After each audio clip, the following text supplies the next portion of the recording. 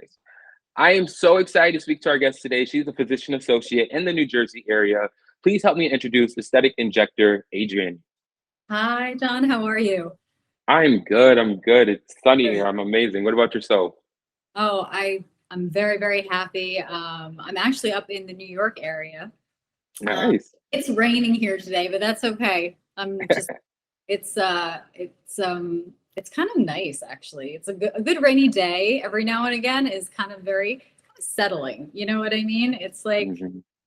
it makes you appreciate the sunny days, right? No, I agree. I agree 100%. Hi, my name is Jonathan McLean, and I'm the founder and CEO of McLean Aesthetics.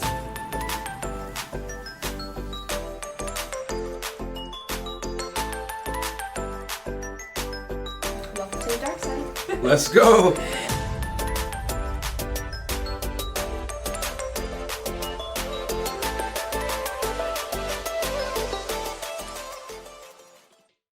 Well, let's get into it. I'm so excited to ask you some questions, and I hope everybody will gain so much knowledge from things that you have to say today. Awesome. Awesome, awesome. So let's start at the beginning. Tell me, how did you get started in the aesthetic industry, and what made you want to get into the industry? So I graduated from PA school in 2018, and Nice. I always wanted to pursue really like dermatology and aesthetics, and it Mhm. went from a very early age. When I was a teenager, I actually have really, really difficult skin, and I felt like I lived at my dermatologist's office, and it really took a toll on my self-esteem, and it's just a really, really difficult time. So I really relate to anybody who, is a little unhappy or just wants to improve their appearance in some way, and kind of the emotional like ties that are related to that. Like I really get it, and that was where it came from, actually. Nice, nice. And I always like to ask that question because I usually get two of the top answers, either something that relates to them emotionally, or it's just like the passion for the industry and wanting to do it. Yeah. Yeah, for sure, for sure.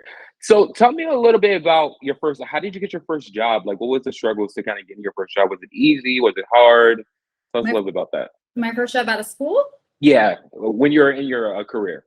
Okay, so like I said, I graduated in 2018, and my first job was actually in preventative medicine. Nice. And I loved this practice.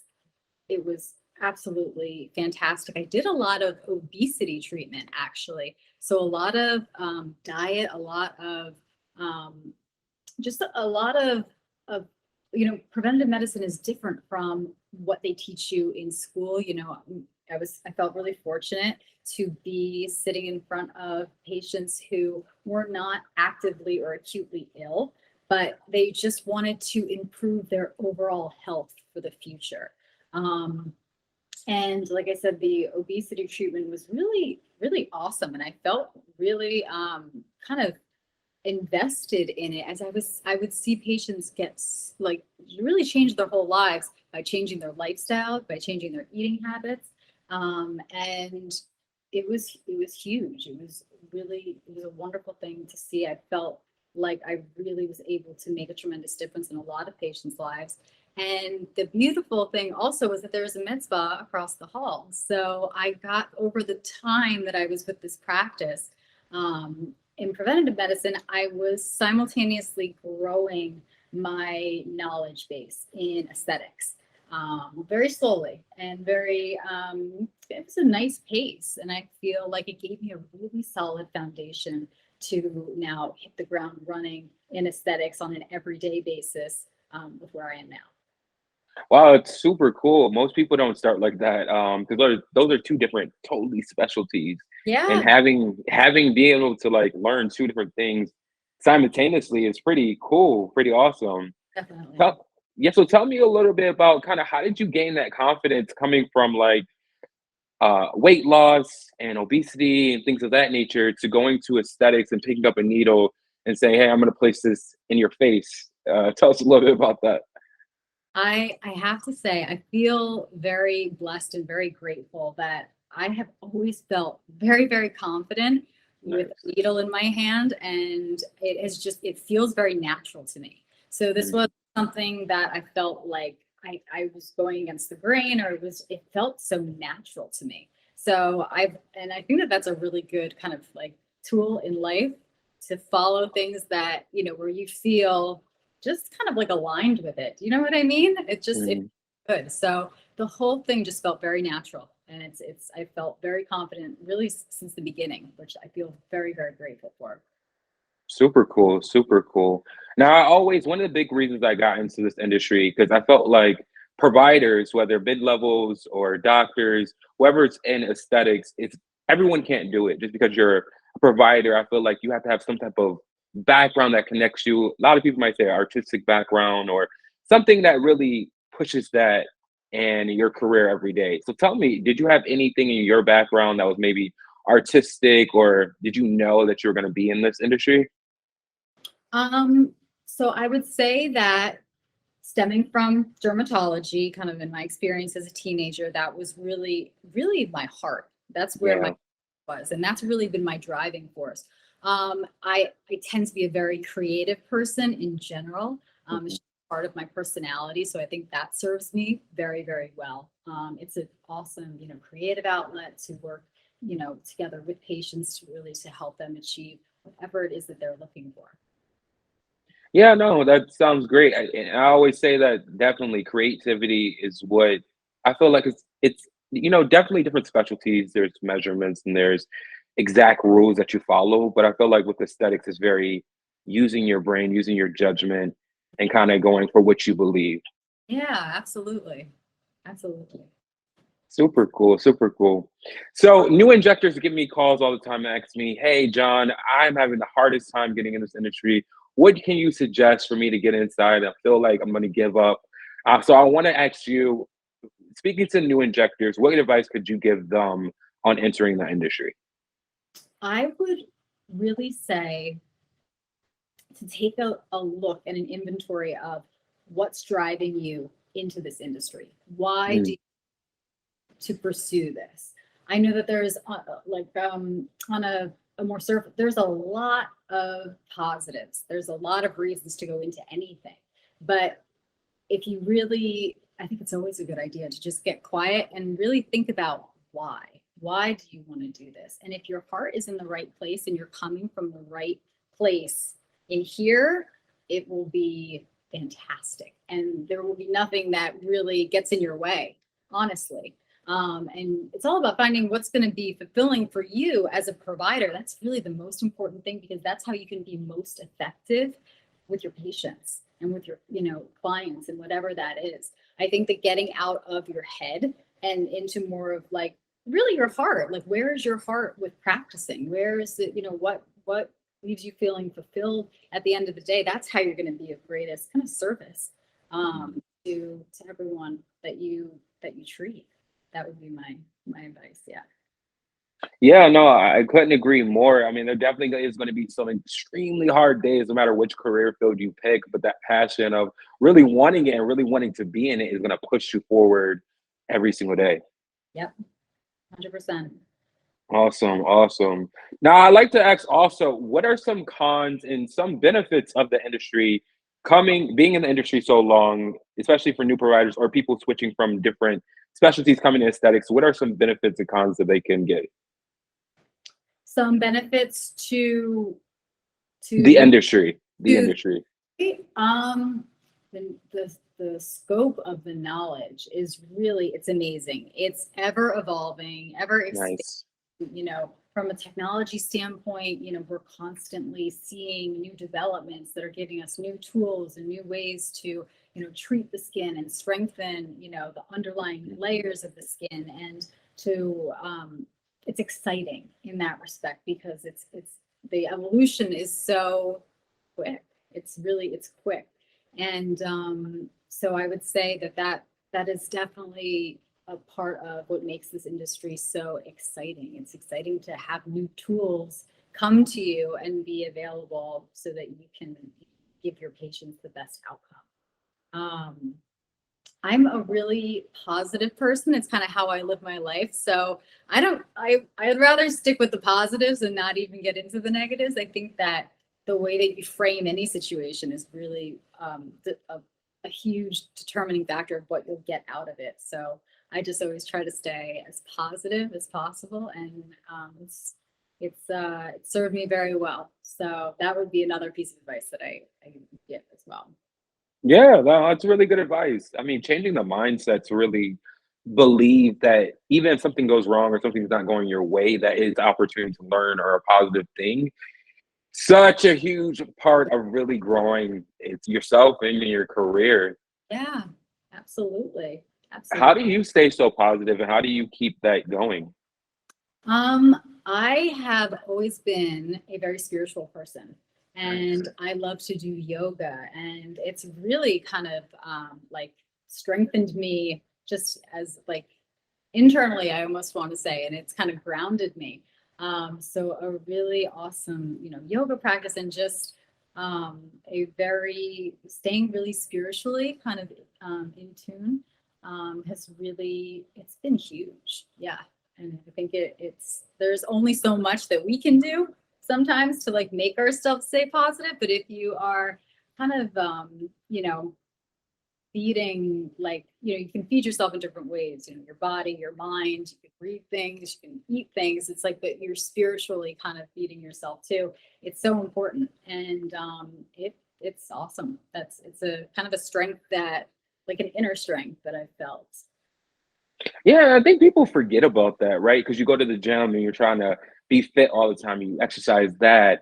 You might exercise other parts of your life, but really exercising your mind and strengthening it is so important for sure, for sure. Absolutely. Yeah. Do you listen to any podcasts or anything like that that really helps out also? You know what? I don't. I Mm. don't yes. No. You got to get on the podcast. I think podcast is like the new way to really take 5 minutes, take 10 minutes, and kind of learn when you have some time. I know time in these days is very scarce. But when you have time to kind of learn, I think it's great to pop on a podcast or one or two or something like that. Absolutely. Yeah. For sure, for sure. Now, tell us a little bit about the industry and what kind of trends are happening in your area. What are you seeing? What are customers asking for in the area that you're kind of in? So I would say that the number one request patients come in asking for is Botox. Okay. And it's like it's the staple, I would say, of aesthetics. And it's Nice. the starting point, the staple. And as the more and more I work with Botox, it's you can achieve so much with neuromodulators. It's Mhm. really incredible. And how you can really even recontour the face. You do your masters with Botox, it changes the shape of the face and the proportions of the face significantly. So before going to, a lot of different other treatment modalities and fillers and things like that, it's awesome to see where you can go with Botox. It's great. And it's the number one requested um, service where I am. Nice. I Mhm. can imagine because, and I talk to this a lot in the terms of like, even a business perspective, Botox is one of the cheapest, I would say, products you could kind of buy versus Mhm. the filler or like a PDO thread or something like that. So newcomers or people in like wanting to try this out, I would personally spend my money on Botox because it's the cheapest thing I can figure out if I'm ready for this, if I like it. And Yeah. also, like you said, it changes the face so much, just relaxing those lines and things of that nature. It does. It does. And that's a really good point that you just brought up about the time frame, the efficacy of it. It's a relatively short time frame. So for anyone who's just looking to, to try something, it's less of a commitment. Fillers Mhm. or plus, but Botox, 3 months and, you have a clean slate to reassess where you'd like to go. Super cool, super cool. Do you use Xeomin also? Yes. Yes. Xeomin, Jeuveau, Dysport, and Botox. I get so many questions about when people go to med spas, they say, "Oh, you could try Xeomin, the same thing as Botox." Could you elaborate a little bit kind of on the difference between those two or So I really don't get into the nuances, to be Mhm. honest. I have always gravitated towards using Botox. Mhm. And if I have a patient in front of me who feels that they have become resistant to it, it's you have other options of things that you can use. Mhm. But I really question the whole concept of becoming resistant to Botox. I think Mm. there are a lot of factors that are often going overlooked when it comes to the duration of the efficacy, and how well patient feels the treatment worked. Over the next 24 hours after you're injected, what you do in that time frame can potentially have a huge effect on how the Botox works, how it settles, and how much it binds. In the summertime, I see this again and again and again. Patients come in and they feel like their Botox doesn't maybe last as long, and I feel like it's the heat. You know, Mm. Cautions, or they say don't expose yourself to extreme heat after the treatment. You don't want to go in any saunas, or take a hot steamy shower or anything like that. But so maybe that's being avoided for in the short window. But even just in the summertime, being exposed to it's been pretty hot on the East Coast, and you're down in Florida. I'm sure you can relate. Yeah. In a steamy, it was a hot summer. So on a daily basis, you're kind of exposed to that. You're in that environment, and I do think that it's affecting maybe the longevity. In the wintertime, I think it's totally feasible to think that those cold temperatures are helping the longevity of the treatment. It's not documented to my knowledge, but this is just something that I'm observing. So yeah. Yeah, no, it probably is. It really probably is because I get a lot of people that tell me the same thing. So you never know. Yeah. Someone should do a research study on that. Would be amazing. All right. Now, I know a lot of people like to think this industry is kind of fun and games, and I can just get in and kind of get in whenever I want to, and I don't really have to put too much work in. I would love for you to explain the amount of training, education, and things you have to do on a regular basis to really be the best to your clientele and things of that nature. Yeah. So this is a very different industry, a very different specialty than Hmm. I can compare it, and I can speak to my time in preventative medicine. Just, my daily routine and my interactions with patients from preventative to aesthetics full time it's like apples and broccoli. I mean, like you cannot Oh, compare the two. It's just vastly, vastly different. Like what the schedule is, the time, kind of commitment, the pace, the type of patient interaction, the responsibility that you have as a provider to really do your part to increase your knowledge base, to solidify the techniques, and just to bring your patients the best possible outcomes. It's like it's a personal responsibility that you really have as a provider, that you have to take this on.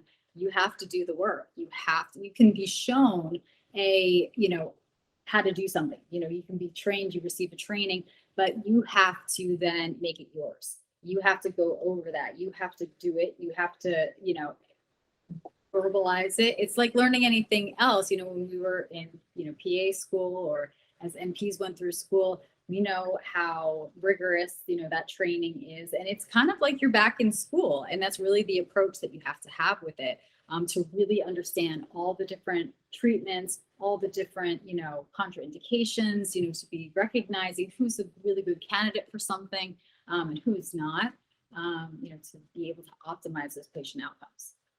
nice, nice. I can definitely agree with that. And I know you also had experience, a solid experience in dermatology.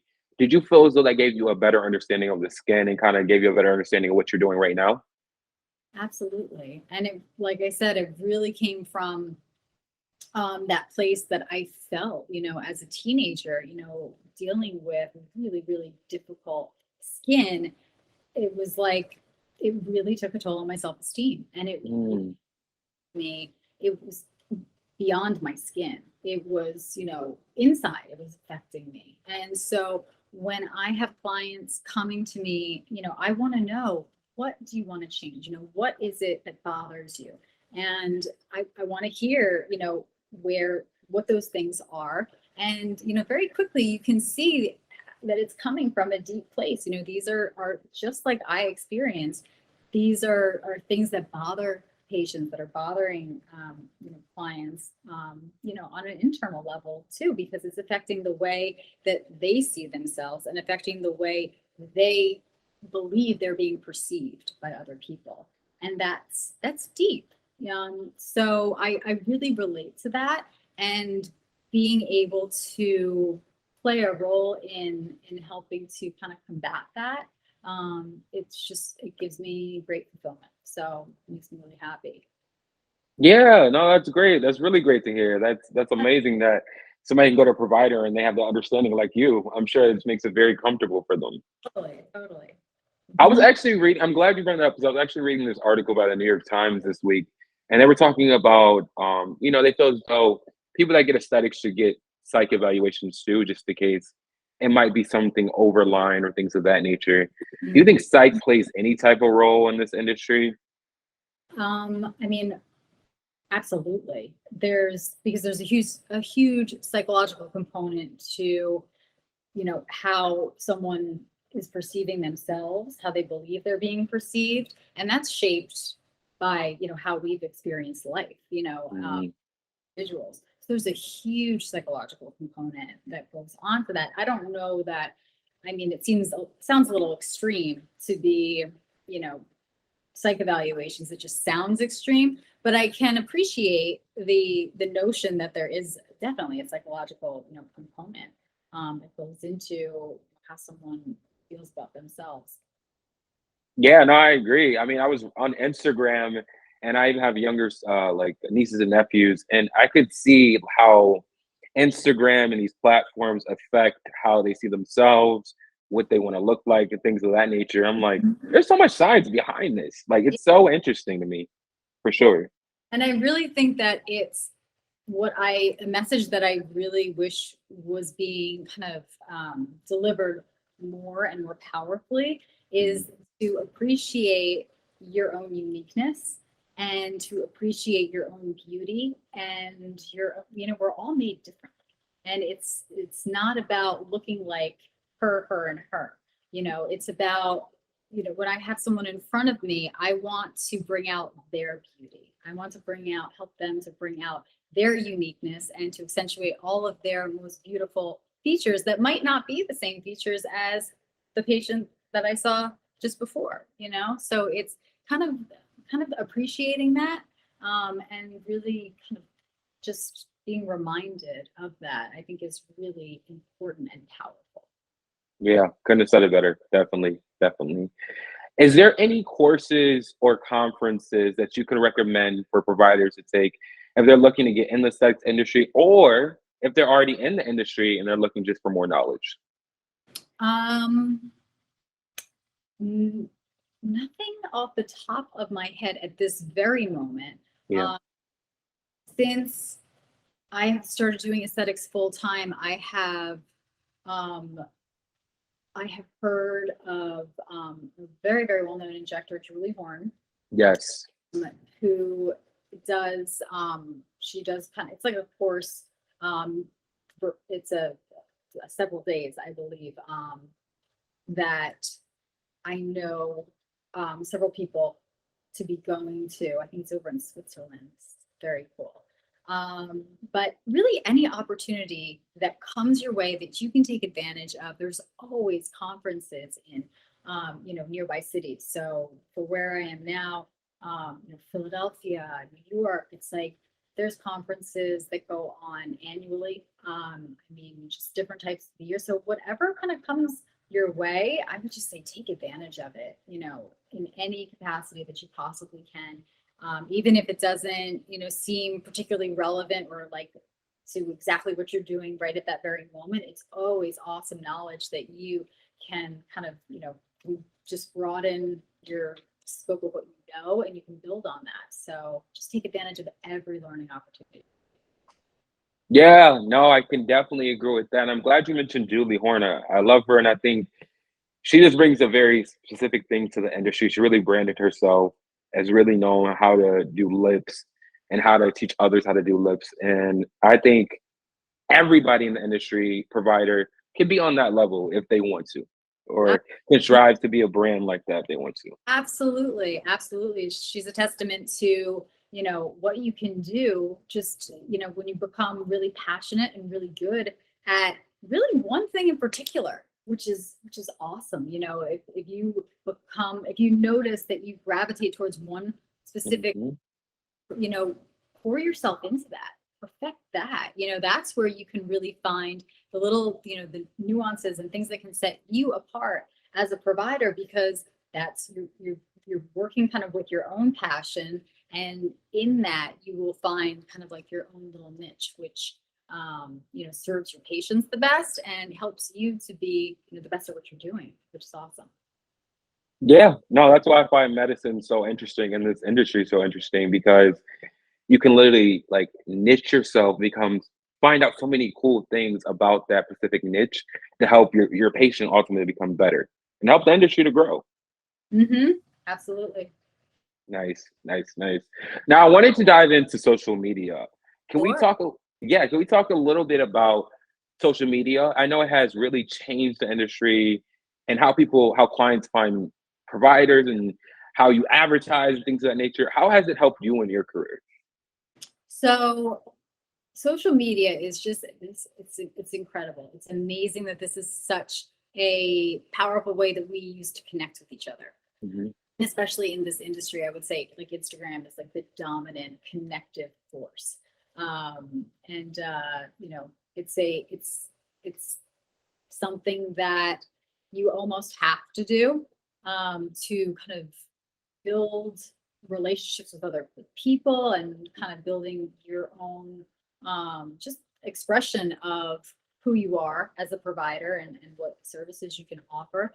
Um, Tell me again your question exactly. I don't know if I answered. Yeah, so how has it changed your career? Like how has it impacted your career? And in a sense of more people finding you or whatever way it impacted. So it's I've been thinking a lot about this recently, actually. And I have one account that I have had for a number of years Mhm. now. And I love to post. Before I started doing aesthetics full time, it's been my kind of my personal page. But also I do a lot of yoga, and when I was doing preventative, it's kind of like my inspirational page that I could like bring to patients and really whomever. And I really loved that page. And now that I'm doing aesthetics full time, I'm like playing around with, okay, do I introduce my aesthetics to my page, or do I create another Instagram page totally, just aesthetics itself? What I'm doing now on a daily basis. And I haven't reached a decision yet. But it does feel like a really like important important decision, because this is such a powerful way that we use to connect in this industry in particular. But so I'm gonna have to keep you posted. But I'll certainly share with you my Instagram that I have now, and we'll see. They'll be linked in some way. But can you relate to that at all? Yeah, no, I can definitely relate to that. When I started my page, it was a personal page. But what most providers and what I kind of noticed over the time span is people want to see your life. They want to see your journey. And that's what helps them connect with what you're doing. People want to be invested in you and kind of what you've done and what you're doing. So I personally think the personal page works, but really finding that balance though, because some people doesn't like to share too much. Yeah, Um, but really finding that balance of how much do you want to share. exactly. Exactly. Yeah, for sure, for sure. I like that, John. Thank you. Yeah, no problem, no problem at all. So tell me, is community important in the industry? Is it really important to know other injectors and be invested in other injectors in your area?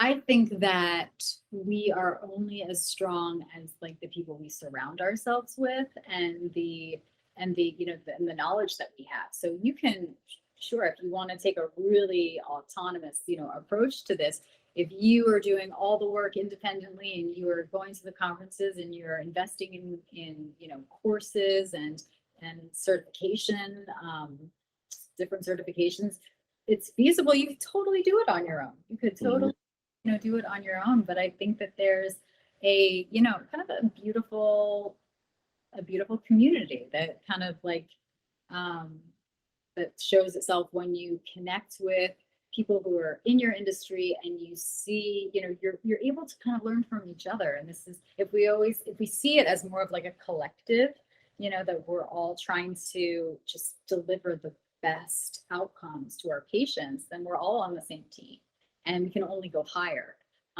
If you take part in that community and you dive right in and bring whatever you have to offer to the table and and join in. Yeah, no, I agree so much because I feel as though it's so small right now. I still feel like aesthetics, and this is just my opinion, it's in its kind of like infancy phase. I feel like Mhm. it's gonna grow so much more over the next 10 years, let's say, right? So really a lot of the providers that are injecting right now are kind of pioneers and they're gonna grow into so much more than we've ever seen. So I think it's important to really connect with each other and kind of have that support system in the industry, Mhm. ultimately. I agree. So now I want to give you the chance to kind of tell me a little bit about maybe some providers that you follow on social media that could give really good advice to providers or that you find interesting that you would love to tell the audience about.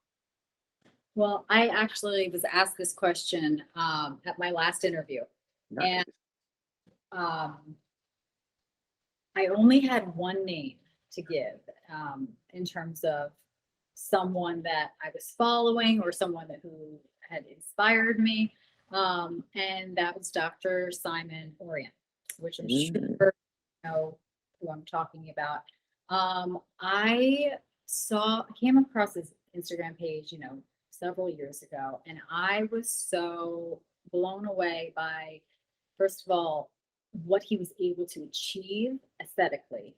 Um, Reading about him and understanding his background as a sculptor and the great attention to detail that he gives to his patients and the measuring and it's like it's perfection and the outcomes are just awesome. And that really has been like, when I saw that, I was like, that I want to learn to be that awesome, like at this. And that was like definitely an inspiring force for sure. yeah, he is amazing, amazing guy. I follow him on social media for a long time also. Mhm. And I like to always go against the areas, like check out the different areas. And I feel like he's placed in California, correct? I believe, yes, yeah. Yes. Yeah. Yep. Yeah, and the doctors in LA are just pushing that needle. I mean, every major hub, LA, South Florida, New York, New Jersey, like pushing that needle forward. So yeah, Mhm. amazing, amazing stuff in this industry. I can't wait to see what's coming next. Yes. I Yes. know you heard about the new Botox, Daxify, correct? What do you think about that?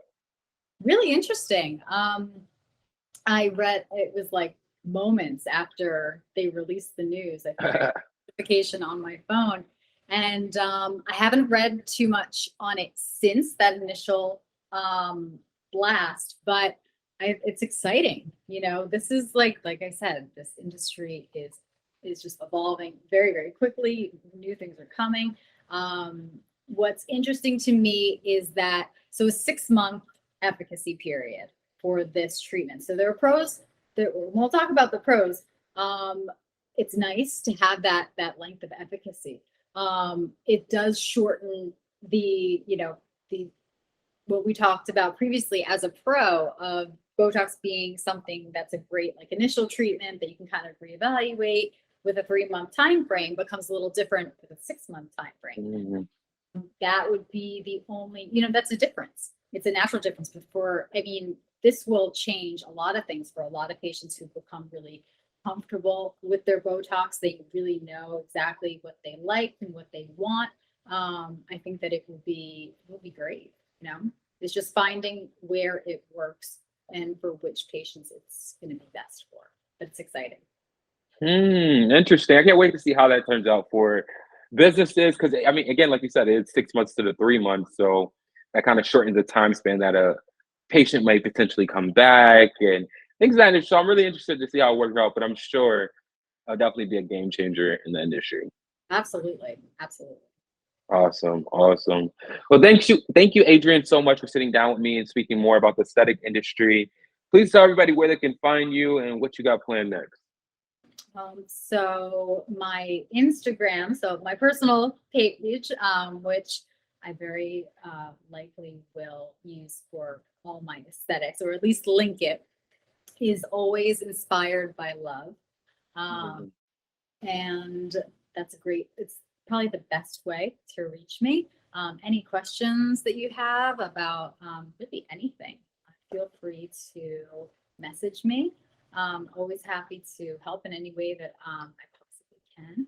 And yeah, I really appreciate your time, John. This has been fun, a lot of fun. Yeah, no, it's definitely been amazing. I wanted to actually, is inspired by love like your mantra?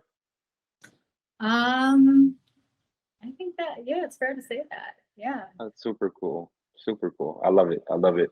Until next time, bye. Bye.